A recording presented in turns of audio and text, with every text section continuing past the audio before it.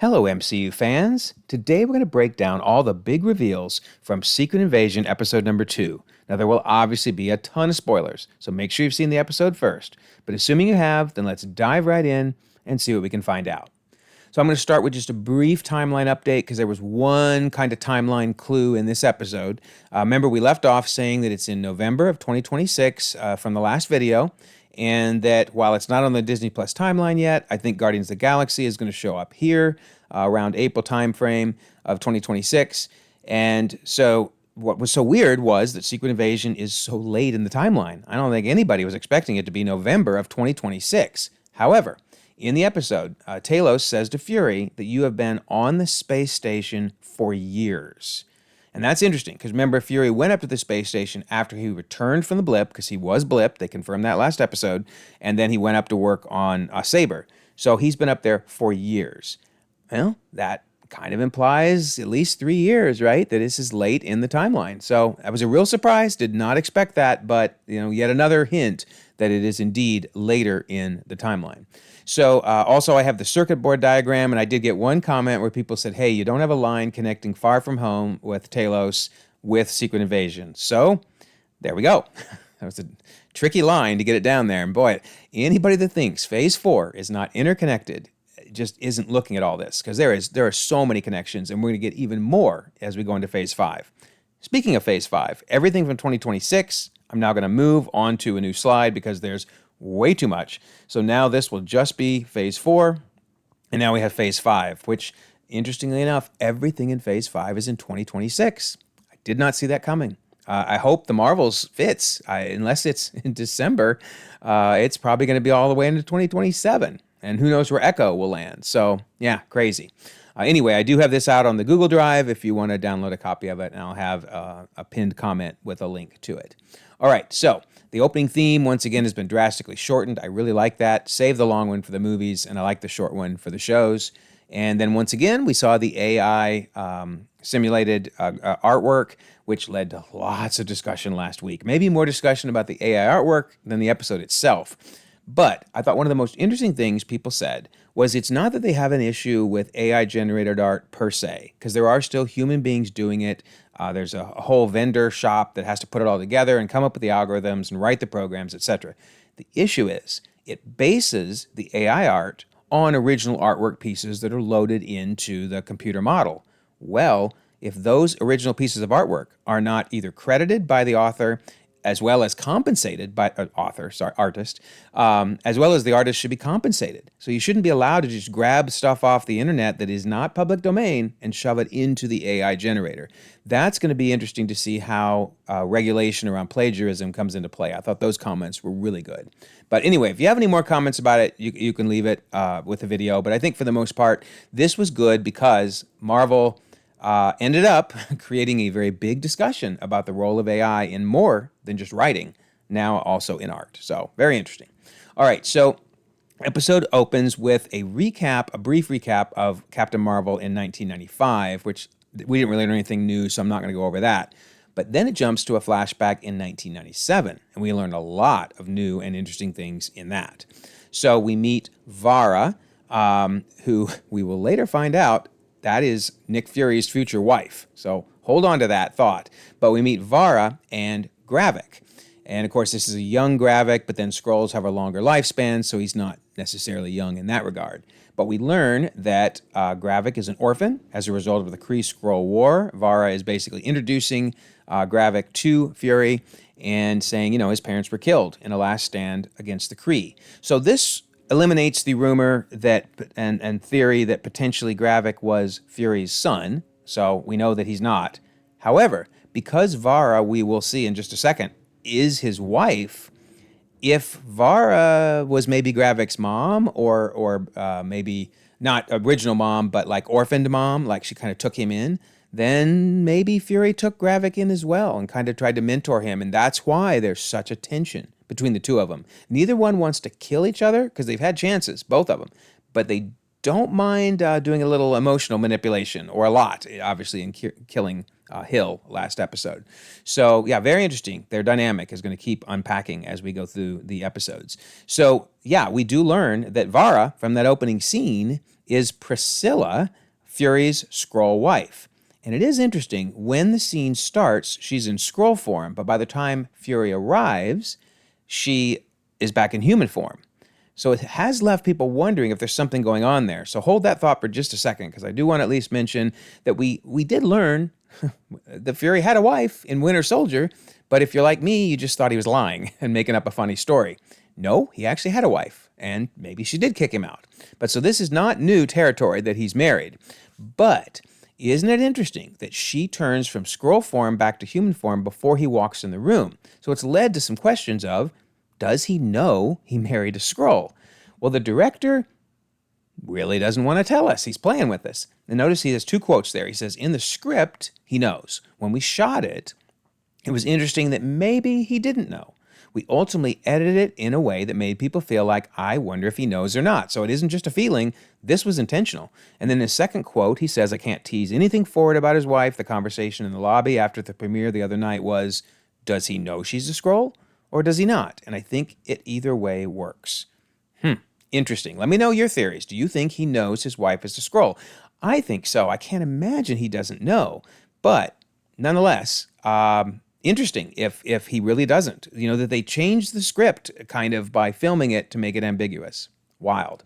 All right, so in this meeting, or in this flashback, we learn that Fury struck a deal with the Skrulls. He said it would mean you putting on a new face and keeping it. So basically, he's going to use the Skrulls to build out S.H.I.E.L.D. And make them even more able to do espionage, etc., by taking over other people's faces and sneaking into places and learning information, which is so interesting because that basically means Fury taught the Skrulls how to do now what Gravik is doing, which is taking over, right, and impersonating people. So pretty wild that he literally brought them in to do what they're now using against him with their skill set. And then he says, while you work to keep my home safe, Carol Danvers and I will find you a new one. So this adds an interesting depth to why the Skrulls are so frustrated. It's not just that they were promised a home, which we already knew that. It's that they actually helped Fury as a partnership, a payment, however you want to consider it. But they helped him, and they were now expecting him to help them. And he didn't in 30 years. Interesting. And you can see Talos was pretty upset. He said, oh, you're fine using us as your spies and your errand boys. So basically, they held up their side of the bargain. So, wow, even more reason for them to be very, very frustrated about the situation. And then we learn there are 1 million Skrulls on the Earth. So he says, Talos says, I sent out the call, and every Skrull that isn't in Emperor Drogi's colony, they answered. And that's interesting reference there to the Emperor. They never drop irrelevant lines. I'm wondering if this Emperor is going to show up maybe in the Marvels, and it's playing into a little bit that there's still some Skrulls that are on that world where Carol Danvers and the team end up going. So very interesting. We'll see if we learn more about him and why some of those Skrulls didn't come to Earth. But yeah, so Fury's like, you're telling me there's 1 million Skrulls walking among us right now? And then we learn when they came, because Talos says, well, what happens when the host disappears? And of course, he's referring to Fury blipping, which obviously means Talos did not blip. So we learned that from this conversation. And he literally said, and I didn't think you were coming back. I really didn't. And why would he, right? 5 years. Fury was gone, as well as half the world, for 5 years. Perfect time for the Skrulls to come and maybe start, going into some of those homes that are evacuated because half the population is gone.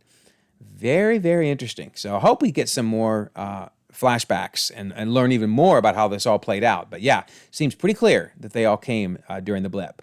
All right, so we also learned that Maria Hill's death does not seem to be a fake out. I mean, they got her body in the coffin. She's getting the royal military treatment.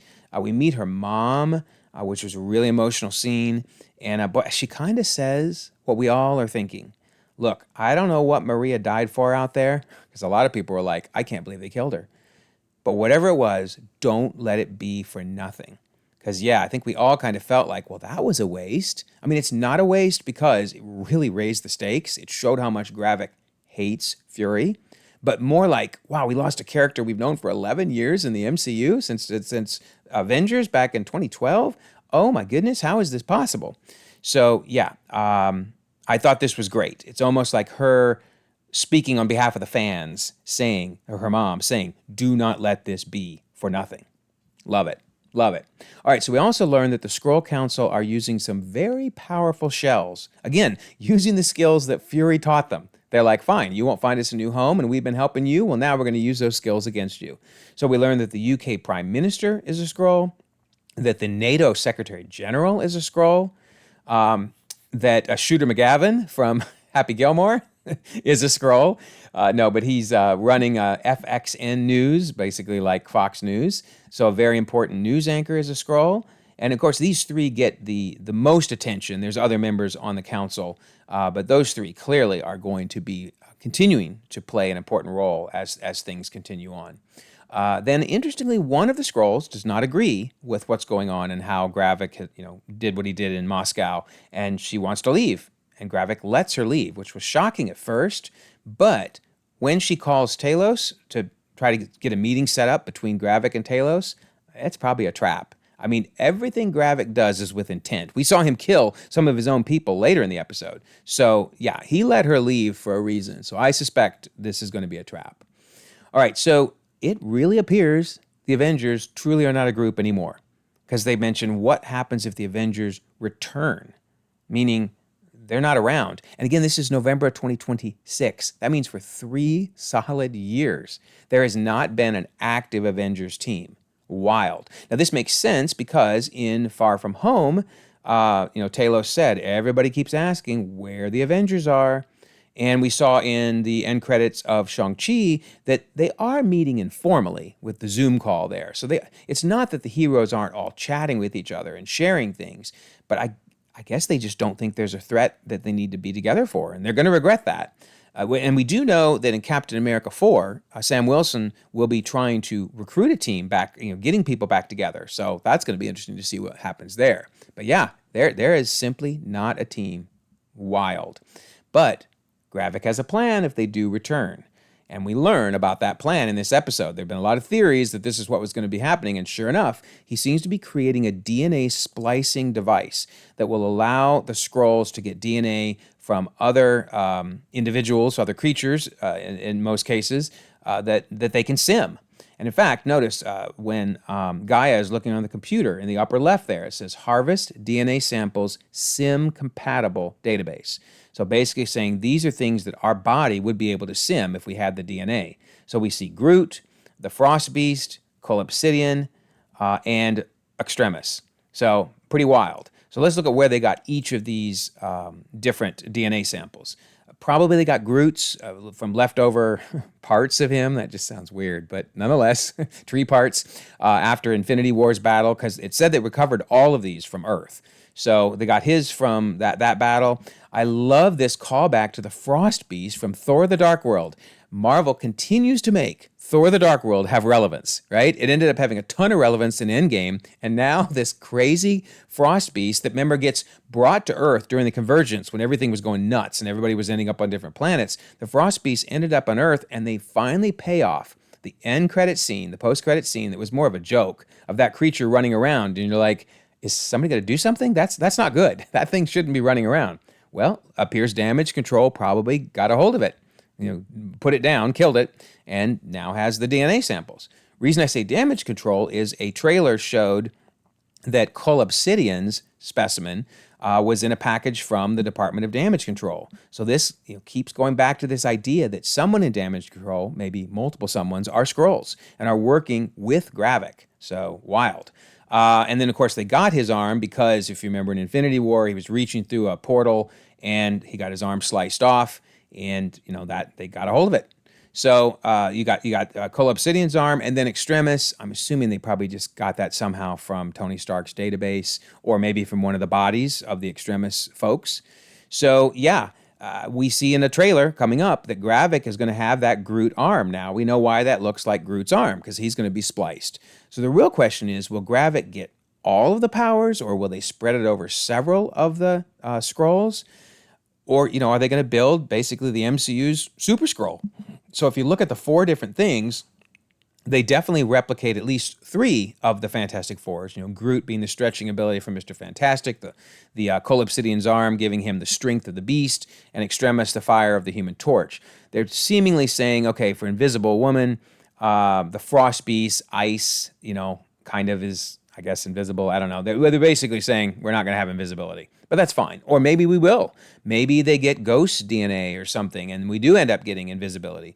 But nonetheless, these four, at least we're aware of, and that makes a pretty powerful Skrull if they got all those powers, or a Skrull army. Wild. Just wild. So yeah, Gravik's right. He's ready for the Avengers if they show up. How about Sonya Falsworth? I love her character. She's so much fun. Her chipper attitude, so derogatory yet smiling the whole time, is just great. And boy, is she one tough investigator, or interrogator rather. She starts the interrogation by snipping off his finger.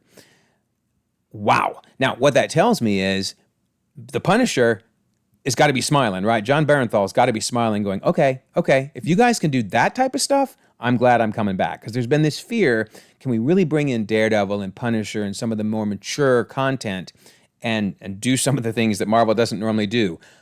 Yeah, I think so. If you look at the number of people that have been killed, you know, shot, hung on a meat hook in this episode, and fingers cut off, oh my gosh. Wow. Also, she's so clever. I love when she says, oh, before I forget, where's the escape hatch in this dump? Because she basically knows when those guys all go outside, they're all going to get killed. You know, Gravik and his men are going to kill him. She wants to get out. So, love it. She's great. Can't wait to see what they do with her. Is she a Skrull? Is she a good Skrull? Is she a bad Skrull? Boy, so many possibilities. So, we'll see what happens next with her. Then we get to see Colonel Rhodes. And actually, we learned something interesting. He's still a colonel. I guess I would have thought he'd have been given a higher rank by now, but he certainly seems to be the right-hand man for the president. So colonel or not, he's in a very big position of trust with the president. So that's really cool. And I love his snarky line when Sokovia is rolling their eyes, and he says, if they do that one more time, I'm going to put on the suit and carpet bomb it. Now, besides being funny, and by the way, the people that keep saying there's not enough humor in this, it's not Marvel humor, there is humor. It's just not some of the sillier humor we've seen, which is good. I'm glad. We need to move away from that. But besides this being a really funny line, this was also a little callback to remind you, hey, he's got a suit of armor. And I did see a trailer at one point, maybe it was a TV trailer, that showed him armoring up. So I suspect we may not get the Avengers, but we're probably at least going to get War Machine. So anyway, very interesting. Nice way to kind of slide that in, that he's still got the suit. Then later, he meets up with Fury for a very cool scene. Oh my goodness. Every line in this was amazing, as well as the train scene with Talos. Amazing. But yeah, we learned that about 15 years ago, Rhodey was part of an eyes-only top-secret presentation, and he learned about the Skrulls. So if you do the math, if this is November 2026, then we're talking, he said about, so we'll just still say November of 2011 then. So this should be somewhere in between Iron Man 2 and Iron Man 3. And at that point, Rhodey was definitely working for the government. You know, in Iron Man 2, he got the suit of armor for the government, and of course in Iron Man 3, he was Iron Patriot. So it makes sense that he would be part of an eyes-only top-secret presentation. But that's interesting, too, because that means he's known for a long time about the Skrulls. So he officially asks, he volunteers to be the one to go and fire Fury. That's fascinating. But also, one more hint that he may well be a Skrull, he refers to him as Nick. Now, others have referred to him as Nick. So remember, Maria Hill referred to him as Nick in Far From Home, in Infinity War when they blip. But so maybe this isn't a big hint. Maybe that doesn't mean he's a Skrull, but it's just suspicious. Anytime somebody doesn't call him Fury, you got to go, maybe there's something going on here. But also the fact that he's firing Fury and seems so upset with him, he's trying to get him out of the way, could mean he's a Skrull. Could also mean, though, that since Rhodes knows there are Skrulls and knows that maybe even the White House has been compromised, he wants to protect Fury. He's trying to get him safe. So it's possible he's not a Skrull and is actually trying to help Fury. So that's what's so great about this series, is you can just think over and over again about different ways to play this out. So I'm really torn. All I know is if Rhodes is a Skrull, he obviously became a Skrull after Civil War, and I would think even after Endgame. But May well be that he is trying to protect Fury. So we'll see. Tell me your theories. Is he a Skrull or not? All right. But then, you got to love it. No matter what, Fury always gets the last word. I'm Nick Fury. Even when I'm out, I'm in. So there you go. That is Secret Invasion, episode number 2. So much going on. So much. Absolutely love this series so far. And as you can see on the Discord, we're having all kinds of conversations. We have a spoiler channel, and people are talking about all kinds of theories. So if you'd like to join, I do have a pinned comment with a link to join the server, and you can be part of the conversation. Also, if you don't mind, like this video, subscribe if you haven't already. You can check out more content, and we can all continue to enjoy the ever-growing, ever-expanding Marvel Cinematic Universe.